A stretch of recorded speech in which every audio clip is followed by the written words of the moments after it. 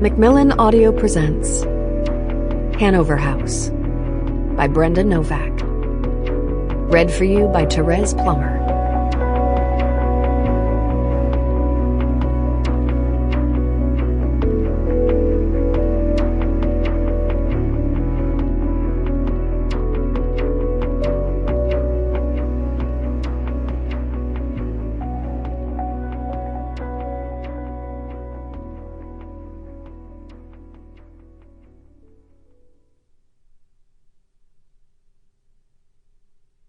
The psychopaths are always around. In calm times we study them, but in times of upheaval, they rule over us. Ernst Kretschmer. Prologue. He'd found what he needed, at last. After 20 years of waiting, of planning, of purposely blending in to escape notice, he had the thread that would lead him back to the only woman who'd ever really mattered in his life. The only woman who'd ever been a challenge. The only woman who'd ever gotten away. Jasper Moore stared down at the envelope he'd recovered from his father's desk. Inside was a letter from Evelyn Talbot's father, pleading with Stanley and Maureen to come forward if they possessed any information on Jasper's whereabouts. It said that Evelyn had been through enough, that the Moores should finally do the right thing and divulge any information they possessed. But it wasn't the letter that concerned Jasper. He didn't give a shit about the Talbots' emotional plea for justice and closure.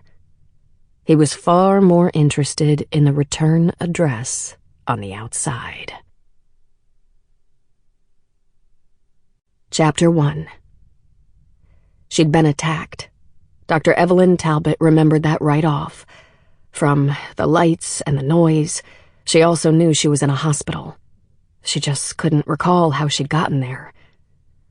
"She's moving. I think she's coming around." Was that a doctor or maybe a nurse?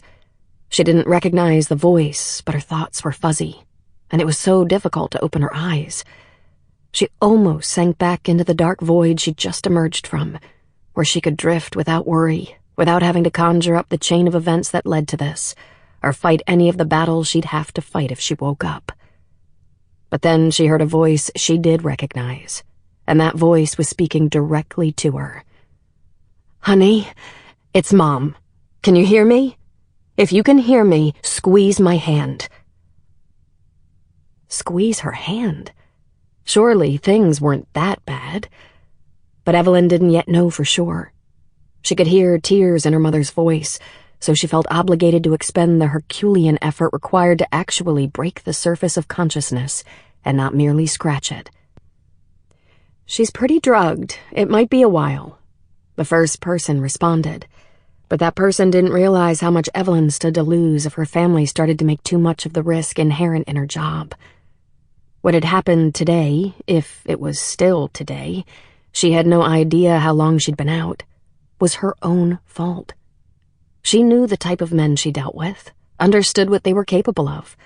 She'd studied more psychopaths than almost any other mental health professional in America. She'd merely allowed herself to be distracted at the worst possible moment. "Mom?" she croaked. "Evelyn." Her mother leaned over her bed. "You gave us such a scare. Are you okay?" Laura's face, pinched with worry, finally came into focus. A nurse was in the room, too, a young Indian woman with a kind smile, but no one else. Where was her father and her sister? Surely Laura had alerted them. Wait, she wasn't thinking straight. Of course they wouldn't be here. They'd be back in Boston. Her mother had traveled with her to San Francisco, where she'd had to come on business, so that they could spend some time together before Evelyn moved to Alaska. "I'm fine. Everything's fine." Although it would help if her darn tongue wasn't so unwieldy. That was due to the pain meds, no doubt. Sample complete. Ready to continue?